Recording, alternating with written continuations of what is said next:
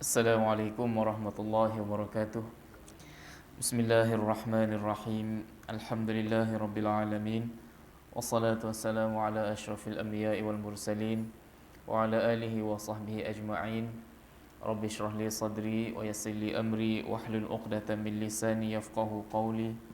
Allahumma 'allimna ma yanfa'una wanfa'na bima 'allamtana. Allahumma faqihna fid din wa 'allimna at-ta'wil. وزدنا علما يا رب العالمين سبحانك لا علم لنا إلا ما علمتنا إنك أنت العليم الحكيم ولا حول ولا قوة إلا بالله العلي العظيم. Alhamdulillah, syukur pada Allah Subhanahu wa ta'ala yang telah memberikan kesempatan kepada kita untuk sama-sama mengimarahkan tempat yang penuh keberkatan ini. Jadi insya-Allah setelah seminggu lebih lah kita bercuti untuk menyambut Aidil Adha. Jadi malam ni kita akan sambung balik perbincangan kita, kuliah kita seperti biasa. Cumanya diingatkan malam ni kita akan sambung dulu. Rupanya masih ada lagi beberapa perkara yang berbaki berkenaan dengan korban yang kita baca sebelum raya baru ni. Okey. Jadi memanglah kalau ingat nak mari seminggu hari Isnin tu, tapi tak ada. Memang tak ada sungguh. Jadi sebenarnya ada beberapa perkara yang nak dibincangkan, iaitu sebelum ni kita bincang berkenaan dengan korban secara secara langsung lah.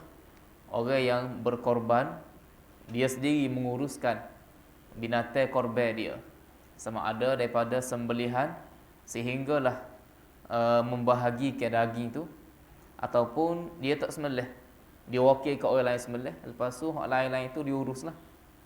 Itu hak kita dah bincang sebelum ni selama beberapa minggu. Jadi malam ni kita nak bincang pula berkaitan dengan wakalah, yakni mewakilkan korban tu kepada orang lain, kepada pihak lain untuk menguruskan binatang korban kita. Sama ada diwakilkan itu kepada orang yang di dalam negara ataupun di luar negara. Dan sama ada juga pewakil itu orang persendirian ataupun syarikat. Lagu mana proses wakalah tersebut. Itu. Cumanya sebelum tu ada beberapa perkara lagi yang berkait dengan perbincangan sebelum ni, iaitu berkait dengan pengurusan kulit tanduk. Okey. Bagi-bagi kebiasaannya tidak dimanfaatkan lah. Biasanya di tempat kita ni orang tak makan, orang tidak ambil buat baju kulit ke apa, biasanya orang buat. Okey. Jadi sebelum ni kita bagi tahu secara umumnya tak boleh lah, secara umumnya tak boleh. Tapi sebenarnya ada juga pendapat yang mengatakan boleh dimaafkan. Dimaafkan. Mana kita sebut sebelum ni tu kulit ke apa tu, hak terbaik. Hak terbaik kalau boleh urus, kalau boleh proses, maka itulah yang terbaik. Tetapi kalau tak boleh, maka dimaafkan untuk kita buai. Buai. Cumanya buai tu molek lah, buai molek. Sebab benda tu kalau tidak diuruskan dengan baik, dia akan busuk. Jadi kambuh molek, tanam molek dalam tanah. Jadi dibenarkan. Dimaafkan dan dibenarkan. Sebab memang tempat kita tak boleh nak paksa kan. Tak boleh nak paksa makan. Tak boleh nak paksa. Jadi ada kelonggaran di situ untuk kulit ataupun tanduk. Okey. Itu ditanam. Ditanam. Ataupun dibuai, tapi hak terbaiknya tanam lah. Itu yang pertama. Yang kedua berkait dengan soalan boleh ke tidak kulit tadi kita bagi kepada anjing ataupun binatang-binatang lain, okey. Jadi saya bagi tahu ni itu satu pendapat yang mengatakan tak boleh lah.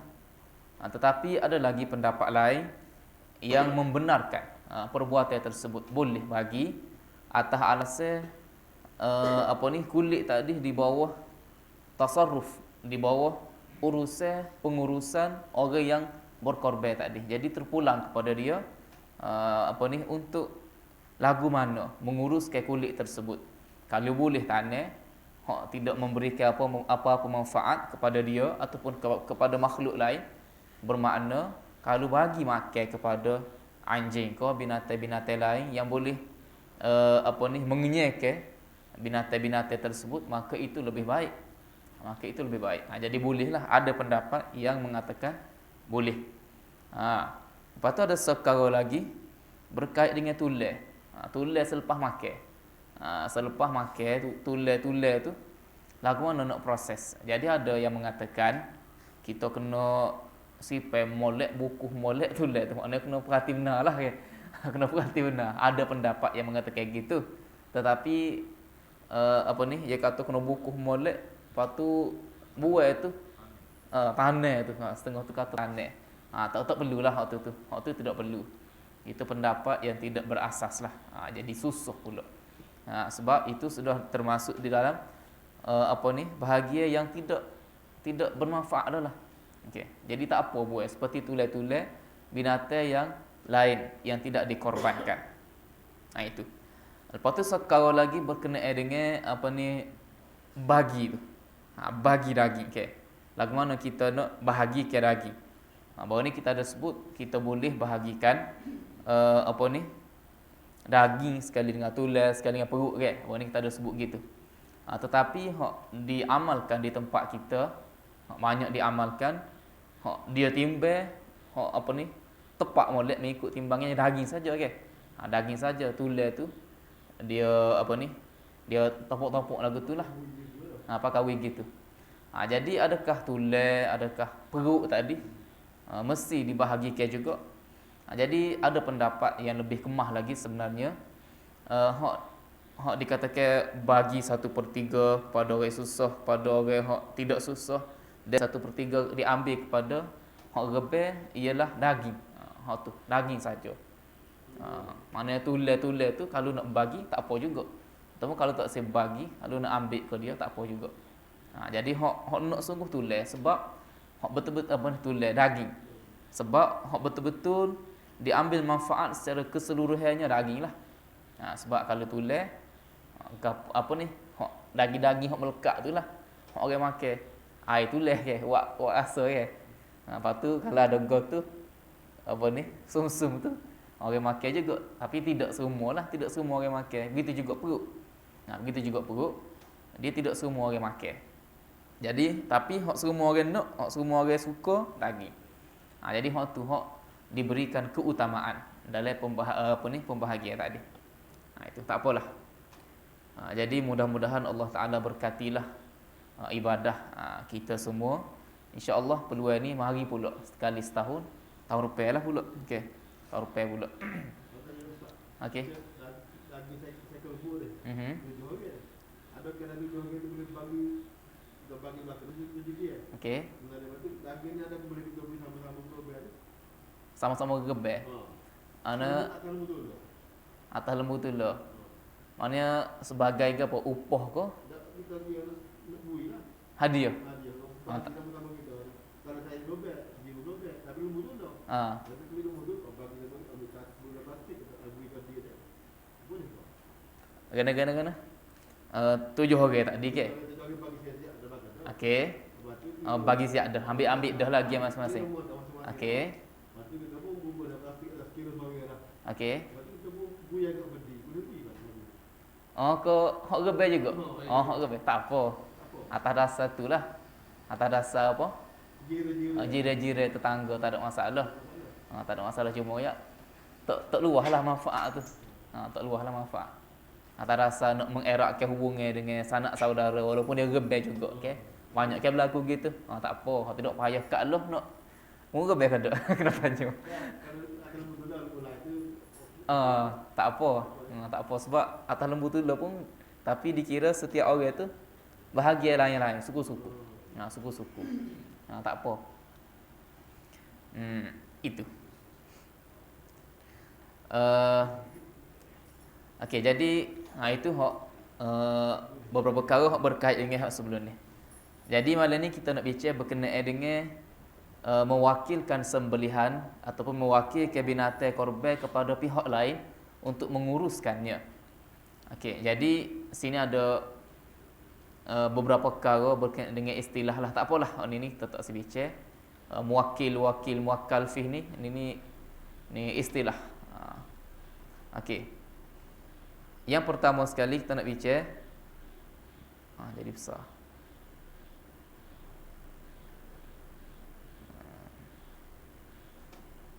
Okey. Pihak wakil melantik wakil lain. Iaitu orang yang diwakilkan kepadanya untuk menguruskan korban seseorang, boleh ke tidak diwakil pula ke orang lain untuk menguruskan korban tadi. Yang ni pihak ketiga. Pewakil wakil ke dia, tapi dia diwakil pula pada pihak yang ketiga. Boleh ke tidak lagu tu? Jadi sini dia kata kaedah umum menyatakan bahawa wakil tidak harus mewakilkan kepada orang lain terhadap apa yang diwakilinya tanpa izin pewakil. Ini dia tak boleh wakil ke orang lain kepada pihak yang ketiga tanpa izin pewakil. Tetapi sekiranya pewakil mengungkapkan dengan lafaz umum, iaitu dalam akad wakalah, maka harus bagi wakil untuk mewakilkan kepada orang lain berdasarkan kepada kefahaman umum. Iaitu kalau dalam akad tu pewakil sebut secara umum. Tidak kata mung hak mesti urus ke korban aku. Tidak, sebut secara umum.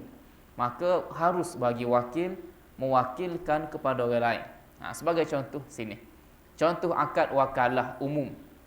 Iaitu dia kata, saya Ahmad bin Muhammad bersetuju mewakilkan tuan menguruskan korban saya pada tahun ini. Ni hak pada tahun apa ni? Risalah ni ditulis kerana Allah Taala. Ini lafaz apa ni, wakalah secara umum. Jadi wakil yang menerima wakalah daripada pewakil tadi, kalau ada apa-apa masalah, dia boleh mewakilkan kepada pihak yang ketiga atas dasar akad yang yang disebut semasa proses wakalah itu disebutkan secara umum. Tidak kata wakalah itu hanya dikhususkan untuk dia, tidak. Okey. Sekiranya pewakil tidak menyebut lafaz yang menunjukkan umum keizinannya untuk bertindak, maka tidak harus bagi wakil mewakilkan kepada orang lain untuk menerima. Kerana wakil bertindak mengikut penyerahan pewakil dan memiliki kadar serahan itu sahaja. Okey. Wakil juga tidak harus mewakilkan kepada orang lain tanpa izin pewakil. Apabila ia mampu melakukannya. Kalau wakil tadi, dia sendiri boleh melaksanakan korban yang diwakilkan kepadanya, maka secara asasnya dia tak boleh wakil kepada pihak yang ketiga. Pihak yang kedua, kita kata. Apabila tidak mampu melaksanakan apa yang diwakilkan kepadanya, harus baginya taukil, mewakilkan pada pihak yang lain. Ini kalau dia mampu, maka dia kena laksanakan sendirilah. Tetapi kalau dia tak mampu, barulah dibenarkan kepadanya mewakilkan kepada pihak lain. Sama ada dia ditimpa sakit ke, okay, ataupun hak dia tu banyak tu. Hak dia kena urus tu banyak tu. Jadi dia bagi-bagi, suruh ke orang ni. Hak ni suruh ke orang ni. Jadi itu dibenarkan sebab itu sudah tidak berada dalam kemampuan dia. Okey, tak apalah. Lafaz niat wakalah untuk pelak. Okey.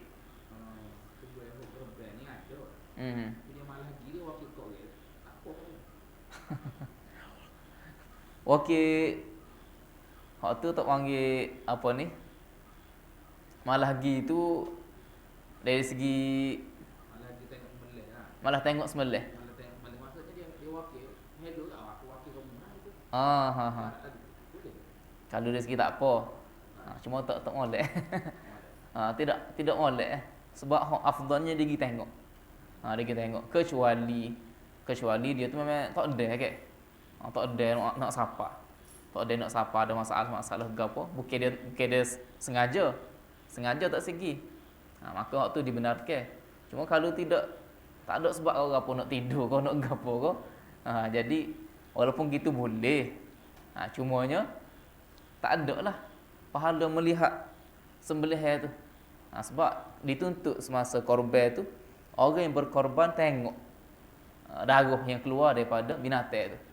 Jadi sepatutnya kena gomogi lah. Kena gi.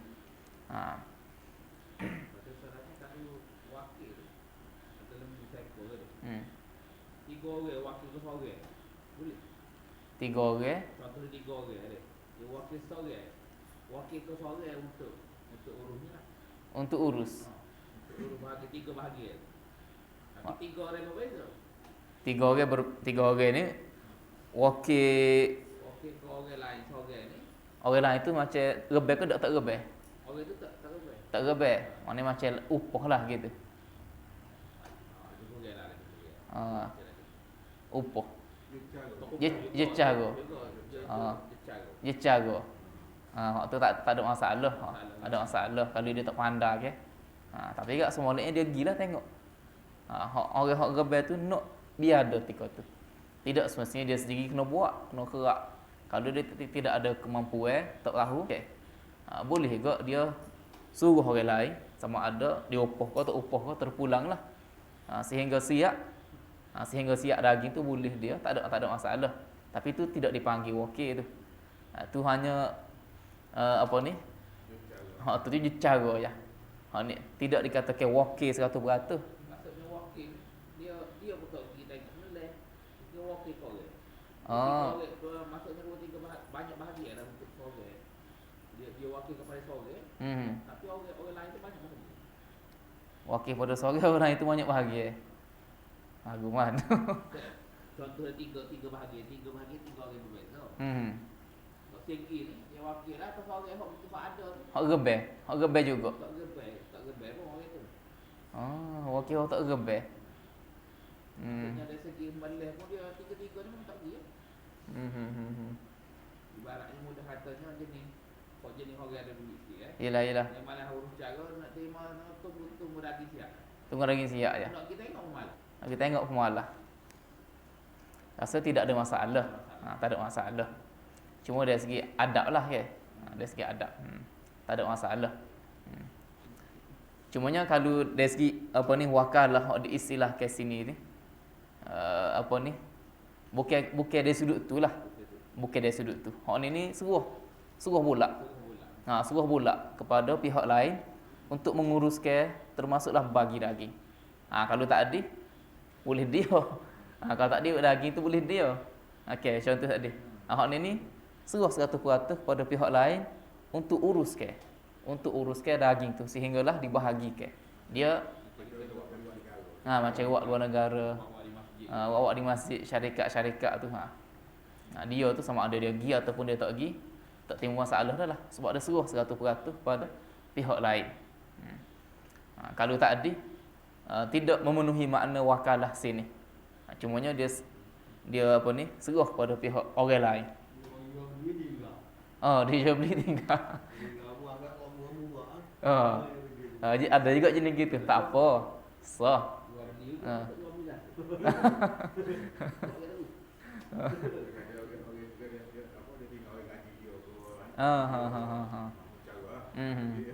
Tak apa, tak ada masalah. Jadi pahala tengok tu. Tak ada lah. Pahala tengok. Pahala gebel tu boleh. Pahala gebel tu boleh.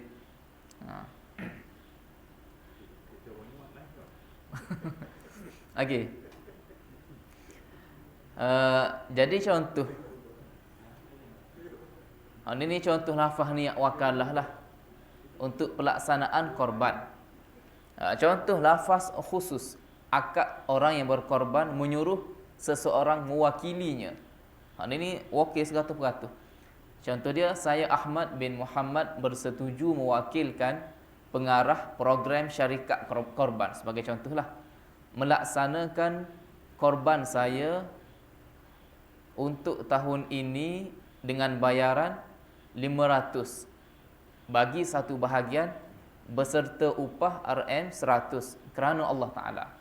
Jadi dalam akad wakalah tu dia kena sebut dengan detail kepada siapa yang diwakilkan dan berapa harga satu bahagian, dan kalau ada upah kena sebut lalu supaya tidak keliru, okay? Supaya tidak keliru hak rebel berapa, hak upah berapa. Tak secapuk.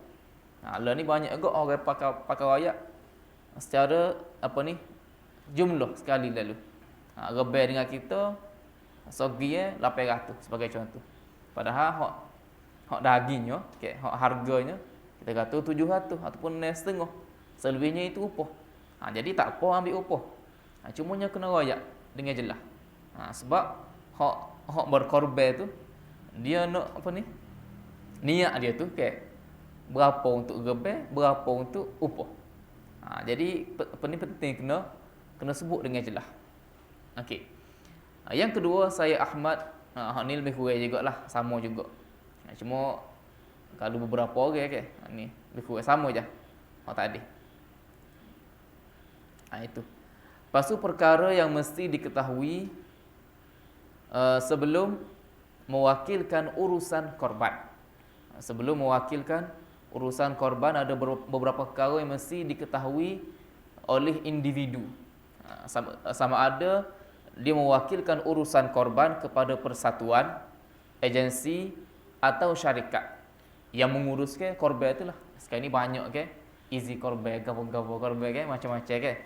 Jadi sebelum orang itu mewakilkan kepada agensi-agensi tersebut, dia kena tahu dulu beberapa perkara ni.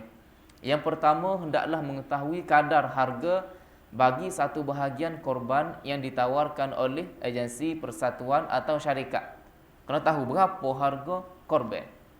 Hendaklah mengetahui kadar upah yang diambil oleh persatuan. Kalau dia ambil upah lah, kalau dia nak dia secara sukarela, tak apa.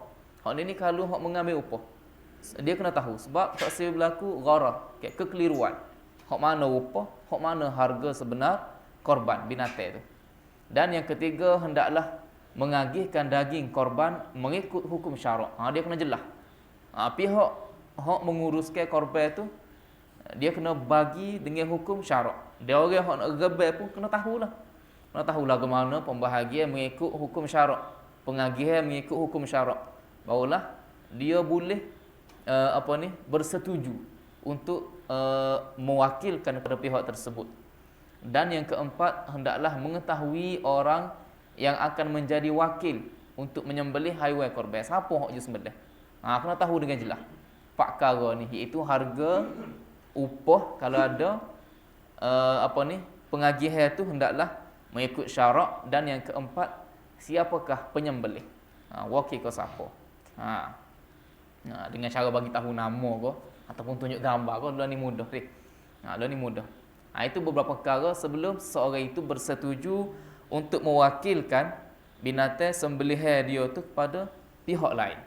Kepada pihak lain. Jadi bila dia wakil kat bila dia wakil semua sekali, biasanya tak ada lah. Dia mau takkan bagi habis lah.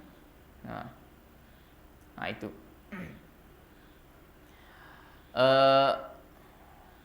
Itu. Lepas tu pengurusan korban oleh persatuan, agensi atau syarikat dalam negara. Pihak persatuan, agensi atau syarikat hendaklah menjelaskan perkara-perkara berikut. Yakni hak ni sembelihan korban, mewakilkan korban kepada syarikat ataupun pihak lain dalam negara. Dalam negara. Urusan jual beli seperti akad, jenis haiwan korban dan fizikal haiwan yang cukup syarat. Jadi pihak persatuan yang menguruskan korban tadi, dia kena jelas molek. Urusan jual beli akad lagu mana, ke. Bila nak beli mana lagu mana, nak guna payment tu lagu mana, ke. Kena jelas. Jenis haiwan korban, kambing ke, lembu ke, unta ke, dia kena royak dengan detail. Tunjuk gambar, barulah lagi kemah. dan fizikal haiwan yang cukup syarat. Tak boleh hak cacat hak kita sebut dah dulu. Kena yang sempurna cukup syarat untuk dikorbankan. Jadi sebab itulah kena ada gambar lah. Allah ni lagi mudah. Itu yang pertama. Yang kedua, kadar harga bagi satu bahagian korban yang ditawarkan. Dia kena bagi tahu dengan jelas kepada orang yang nak mewakilkan kepada mereka korban tersebut. Dan yang ketiga, upah, kadar pengurusan upah yang diambil. Yang keempat, cara pengagihan dan penerima daging korban. Dia kena jelas molek. Daging rebel dia ni diagihkan kepada siapa, di mana. Okey. Dia kena jelas molek. Itu. Wallahu alam lah, lagu mana mungkin ada di kalangan kita ni biasa apa ni, wakil rebel ada ke biasa ke dengan easy korban kau ngangga apa ke. Biasa kita buat sendiri lah ke ni. Biasa yalah hak bojo sak apa ni, sak nasi ke. Sak nasi ke bojo ke. Kerana ya gila lain tu tu dia bertanggungjawab lepas tu lagi kita juga apa ni tidak cuai lah. Kita cuai. Jadi kalau dia buat gitu tu dosa dia lah. Dosa dia. Jadi sebab itulah apa ni kalau timbul masalah-masalah tadi kan. Timbul persoalan hak mana lebih afdal ke? Buat tempat kita ke? Buat luar negara. Jadi ke mana-mana pun mengikut perbincangan ulama, hak paling afdal buat tempat kita. Buat dalam negara, tempat kita lah. Hak luar negara tu walaupun kita kata nak bantu orang apa ni, saudara kita seagama, tapi bila kita buat luar negara, dia akan ada beberapa perkara yang apa ni tak tercapai. Kita tak boleh tengok binatang rebel tu ketika sembelih. Dan kalau kita sendiri nak sembelih, tak boleh dah lah. Okey, tak boleh dah lah. Sebab apa ni diserahkan kepada pihak lain di luar negara. Lepas tu risiko-risiko penipuan dan seumpamanya banyaklah berlaku kan. Banyaklah yang berlaku. Okey, tapi dari segi keharusan boleh. Dari segi keharusan boleh berkorban di luar negara. Ni. Kalau tadi pengurusan korban di dalam negara. Hak ni luar negara pula. Pihak persatuan, agensi atau syarikat luar negara hendaklah menjelaskan perkara-perkara berikut. Satu, urusan jual beli, jenis haiwan korban dan fizikal haiwan yang cukup syarat. Lebih kurang dengan tadi jugalah. Kadar harga bagi satu bahagian korban yang ditawarkan. Menetapkan kadar kos pengurusan semasa di awal akad, bukan selepas akad. Ini kalau nak rebel luar negara, kos pengurusan upah tu kena tetap sebelum akad. Sebelum akad jual beli. Situ lagi. Bukan selepas akad, bukan selepas sembelih, apatah lagi selepas sembelih. Menetapkan kos pengurusan yang terlibat di luar negara selepas akad adalah ditanggung oleh persatuan. Jadi orang yang rebel tidak terlibat dah. Tidak kena, tak boleh dipersoal dah. Kalau dia pihak agensi ataupun wakil syarikat tu tetap selepas akad. Tak boleh. Dia kena tetap sebelum akad. Itu. Beberapa perkara yang perlu dijelaskan. Jadi orang yang nak rebel luar negara ataupun orang yang nak rebel dalam negara juga cuma mewakilkan kepada pihak lain, dia kena minta penjelasan ni daripada agensi ataupun pihak yang menguruskan korban dia tu. Supaya tidak tertipu dan seumpamanya lah. Okey. Lepas tu penyerahan wang kepada wakil bagi korban di luar negara. Okey. Apa-apa jumlah wang yang diberi kepada pihak pengurusan kurban yang dilantik sebagai wakil untuk menguruskan korban di luar negara adalah terlaksana selagi mana wang berkenaan dibelanja mengikut akad yang telah dipersetujui.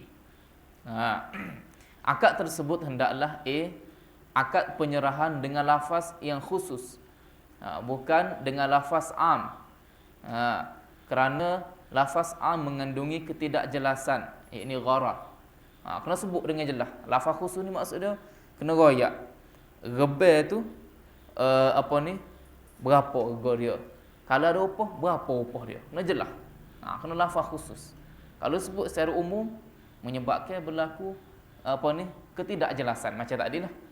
Yang kedua, menjelaskan tentang jenis, sifat dan kadar harganya. Yang ketiga, orang yang menjadi wakil tidak boleh mewakilkan kepada orang lain kecuali mendapat izin daripada pewakil atau wakil tidak mampu melaksanakannya. Itu.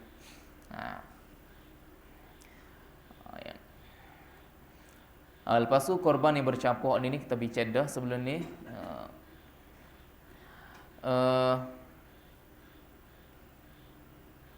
Ni hadiah pula. Okey, hadiah pula. Kalau tadi kaedah ataupun cara-cara perkara-perkara yang perlu diketahui oleh orang yang nak mewakilkan korban kepada pihak lain, sama ada dari negara ataupun luar negara. Hak ni pula kita menerima sumbangan ataupun hadiah berupa binatang untuk dikorbankan, sama ada oleh orang perseorangan ataupun persatuan ataupun agensi. Jadi lagu mana kita nak urus binatang tadi. Lagu mana kita nak urus binatang tadi. Itu. Jadi dia kata ni pihak penerima sumbangan pula. Binatang tadi dihadiahkan tu kepada kita. Jadi bila binatang tu hadiah, okey. Jadi nak rebel, siapa nak ambil bahagian, okey. Sebab hak jumwi hadiah tu dia tak masuk gear dah. Okey, tak masuk gear dah. Sebab dia bagi hadiah, dia bagi kita kata lembu seekor. Sebagai contoh, syarikat bagi lembu seekor kepada surah kita ni untuk rebel. Jadi hak dia bui tu dikira sebagai hadiah. Jadi binatang tadi nak kalau lembu seekor 7 gear tu nak letak siapa? Nak letak siapa? Tak boleh dah letak syarikat tadi. Sebab dia bagi hadiah kepada kita.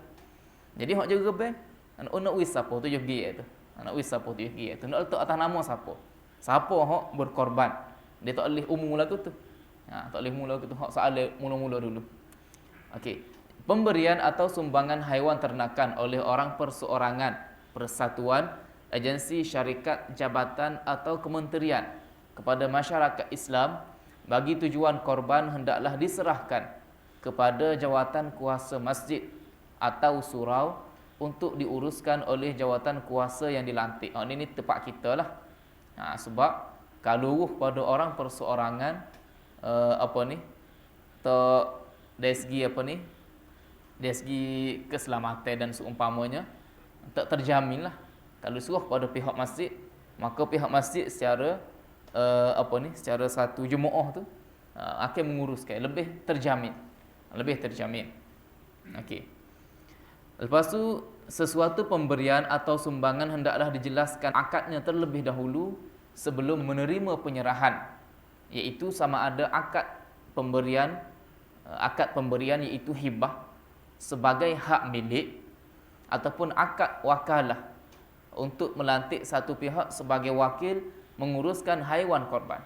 Jadi lembu yang kita terima tu, adakah kita kena jelas dulu dia bui itu sebagai hadiah ataupun dia bui itu nak wakil kita pihak masjid untuk urus atau pihak surau untuk urus lembu tadi. Hak tu kena jelas. Okey, akad pemberian atau hibah sebagai hak milik ke atas haiwan korban. Yang ini dia bagi itu sebagai hadiah. Jadi bila bagi hadiah, hak milik ke atas haiwan itu bertukar dah lah. Sebelum tu kita kata milik syarikat tertentu, bila dia bagi jadi milik orang lain dah lah. Jadi bila nak rebel, kita kena jelas milik siapa. Kalau seekor lembu 7 gear tu siapa? Pemilik dia. Yang mana secara sekaligus dialah juga orang yang melakukan korban. Okey, contoh lafaz hibah. Saya Ahmad bin Muhammad bersetuju menyerahkan sumbangan 30 ekor lembu korban untuk tahun 1434 Hijrah kepada jawatan kuasa masjid atau surau untuk diuruskan. Ini contoh lafaz lah. Lafaz hibah. Tak apalah ini. Ini khusus satu lagi pada dosa tadi. Okey. Lepas tu proses seterusnya pihak jawatan kuasa masjid atau surau boleh memilih. Jadi tanggungjawab seterusnya terletak atas bahu pihak jawatan kuasa masjid. Dia boleh pilih dan memberi keutamaan kepada golongan asnaf fakir miskin atau individu lain bagi mewakili bahagian kurban yang disertai. Jadi 7 gia tu pihak jawatan kuasa masjid lah boleh pilih. Dia bertanggungjawab untuk letak. Jadi dia boleh pilih lah. Sama ada ambil asnaf fakir miskin ataupun tidak fakir miskin pun terpulai kepada pihak masjid. Okey. Jadi buh nama. Jadi tak kena dah lah, tak kena bayar dah lah. Okey, tak kena bayar dah lah. Jadi mari niat sajalah. Kira bahagia dia. Contoh sore fakir miskin, ni bahagia mung. Maknanya dia boleh gia tu sebagai hadiah. Sebagai hadiah dia rebel lah. Dia rebel. Jadi pihak masjid kena cari. Kalau 30 ekor lembu berapa ramai ke? Berapa ramai? Penuh lah. Okey. Penuh sekapung tu ke. Sekapung tu habislah boleh gia ke. Boleh gia. Jadi gitu cara dia. Selepas pihak tu menghadiahkan binatang tadi, pihak jawatan kuasa masjid lantik atau bagi satu bahagian kepada siapa-siapa. Pilihlah, dia pilih. Itu. Lepas tu yang ketiga, asnaf fakir miskin atau individu yang terpilih. Tak kira lah dia miskin ke, dia tak miskin ke, ataupun pihak jawatan kuasa masjid tu sendiri ambil gia tadi. Yang terpilih disunatkan untuk mengambil daging tidak melebihi 1/3 daripada bahagian korban yang disertai. Macam biasalah. Okay. Bila dia dapat daging tu, bila dia jadi milik dia satu bahagian, dan bila dapat daging dia kena bagi seperti biasalah, walaupun dia asnaf, dia fakir. Walaupun dia fakir juga, hak dia hanyalah 1/3 daripada daging tadi. 2 lagi dia kena bagi kepada orang miskin yang lain ataupun sahabat handai dia, anak beranak dia yang tidak miskin. Itu. Ataupun dia nak bagi belaka, ambil sesuap je untuk makan dia. Itu hak terbaik. Kita sebut orang ni. Jadi walaupun dia fakir, bukan jadi hak dia belaka dak. Tak jadi hak dia belaka, sebahagia tu dak. Dia kena bagi juga seperti biasa. Itu proses yang seterusnya. Yang terakhir, pihak jawatan kuasa masjid atau surau dilarang melakukan perkara lain ke atas haiwan korban kecuali untuk ibadah korban sahaja. Tak boleh.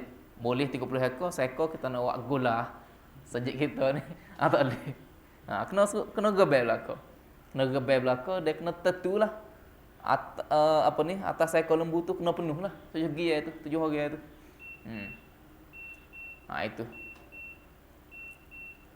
Hak tadi kalau binatang tu dihadiahkan. Kalau binatang tu diwakilkan kepada pihak masjid untuk menguruskannya.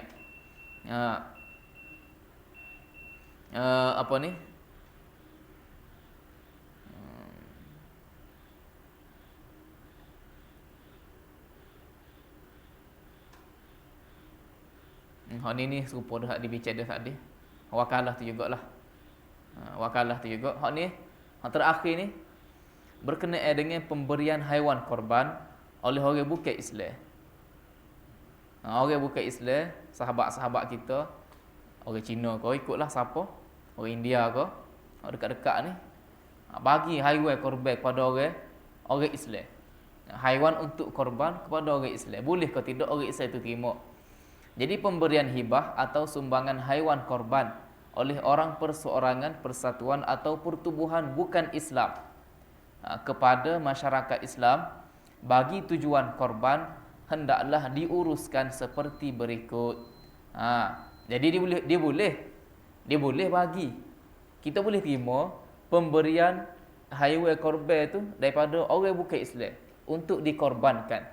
Tapi sebagai hadiah lah. Tak boleh. Dia beri gebel, dia beri tu wakil. Dia tu tidak Islam. Wakil kita. Tu tak boleh. Gebel kawan nak gebel tak Dah tengok set demo sedap gebel kan. Kira ramai juga tempat kita ni orang Cina hok. Bayar zakat ada kan? Bayar zakat. Ada juga lagu tu. Boleh puasa juga kan. Dekat sangat dia dengan kita ni. Dari satu sudut molek, cumanya hak dia buat tu tak jadilah. Jadi kalau dia bui lembu tu nak wakil supaya gebel tak boleh. Tak boleh terima. Okey. Hak kita boleh terima, dia kena bui hadiah. Bui itu sebagai hadiah. Jadi bila bagi sebagai hadiah, sepuluh benda-benda lain lah, wi pitih kau wi gapo kita halal, kita ambil halal. Jadi kalau binatang tadi dia bagi sebagai haiwan korban, jadi kita kena urus lah. Kita kena urus. Jadi macam tadi juga kena wi kepada pihak pengurusnya, hak mudahnya jawatan kuasa masjid lah. Lepas tu pihak jawatan kuasa masjid melantik pendupilih sama ada asnaf fakir miskin ataupun tidak di kalangan fakir miskin bagi mewakili bahagian korban yang disertai.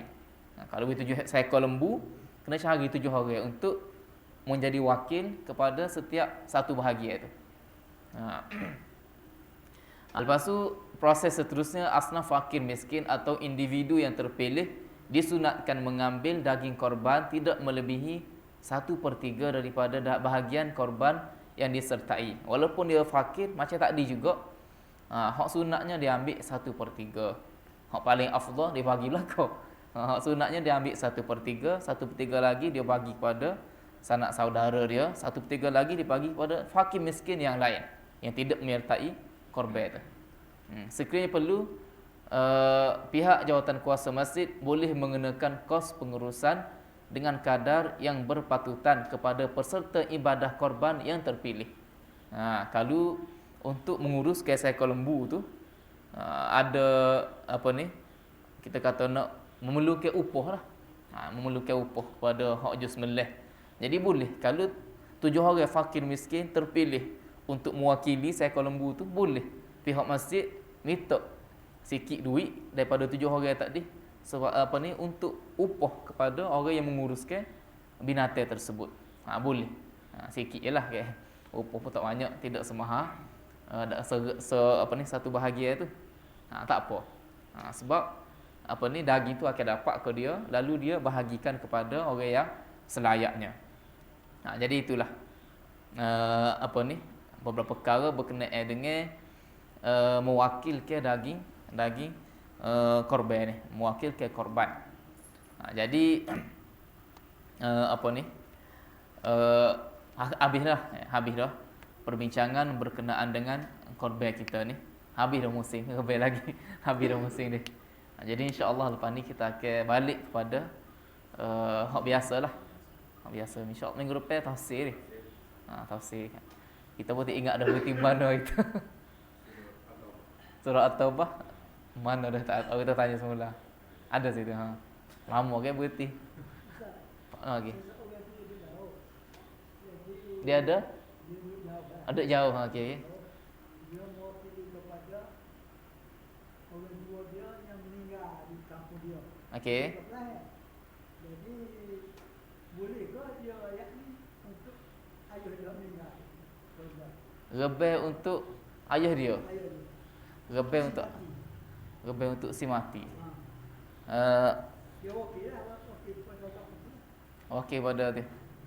Dia kalau rebel ni, dia kena dapat izin. Dia kena mendapat. Kalau kita nak rebel untuk pihak lain. Contoh kita anak nak rebel untuk ayah kita. Contoh ayah kita tak ada lagi. Ada lagi ke? Kita nak rebel ni, kita kena minta izin dia dulu. Jadi kalau dia izin tak apalah. Waktu kalau hidup lah. Jadi kalau orang mati dah, ada juga bentuk keizinan daripada orang mati dah. Sebagai contoh, dia berwasiat. Dia berwasiat. Sebagai contoh dia berwasiat apa ni? Selepas kepada anak dia lah untuk rebel untuk dia. Jadi wasiat tu satu bentuk keizinan juga. Jadi kalau ada wasiat bermakna ada keizinan lah. Jadi kalau begitu boleh. Tapi kalau tidak ada wasiat, mak ayah dia tak ada sebut, hak meninggal tak ada sebut, jadi tidak ada keizinan. Secara umumnya tak ada keizinan. Jadi tak boleh lah. Tak boleh. Lebih banyak orang kita ni. Sedekah untuk Sedekah. si mati tu. Niat untuk si mati. Niat Untuk si mati. Itu tak jadilah sebab apa ni, setiap orang tu dia akan dapat pahala berdasarkan hak dia buat lah. Hak dia buat. Bila dia mati, seperti mana hadis apa ni masyhur ke, idza mata ibnu adam inqata'a amaluhu illa min thalath. Bila mati seorang manusia tu terputus. Nabi sebut putus segala amalan dia kecuali dia tiga. Kecuali tiga, iaitu sedekah jariah. Sedekah faedah dia berpanjang berpanjang kepada orang hak selepas tu lah, selepas dia meninggal tu. Dia sedekah tanah kau sedekah tanah, wakaf tanah lepas tu orang masjid pula. Jadi dapat pahala lah. Tu satu cara. Yang kedua, anak soleh. Dia meninggalkan anak soleh yang berdoa kepada dia, maka automatik boleh pahala. Yang ketiga, ilmu yang bermanfaat yang dia tinggalkan. Selagi mana ilmu yang dia tinggal tu diguna pakai oleh orang lain selepas tu, sama ada ilmu dunia ke ataupun ilmu berkenaan dengan agama, dia mengajar tok guru mengajar. Mengajar, lepas tu tengok anak murid ramai gitu semua. Jadi anak murid hok mengajar pula selepas dia tu mendapat faedah, mendapat kefahaman, dapatlah pahala mengalir pada dia tu. Selain pada tu, orang lain suku sakat, hok bukan anak dia, sedekah, lepas tu niat kepada si mati tu. Itu tidak ada satu dalil yang jelas lah menyebutkan siapa pahala tu kepada dia. Kita tak boleh transfer. Tak ada. Tak boleh goyak. Kecuali sebelum dia mati tu dia wasiat. Dia kena ada izin. Dia orang hak nak rebel untuk orang lain kena ada izin. Kena ada izin bagi pihak hak nak rebel tu. Key point kaedah dia. Kaedah dia kena dapat izin. Kalau mati dah pun ada juga ki izin tu. Sekiranya dia meninggalkan wasiat. Kalau tak ada kata gapo, maknanya tak ada lah. Itu ki izin dia lah tu. Itu ki izin dia. Solat kita ingat. Terlepas ni kena balik. Kena balik. Kena balik kau tak? Dalam ni kita bicara itu kena balik juga. Kena balik.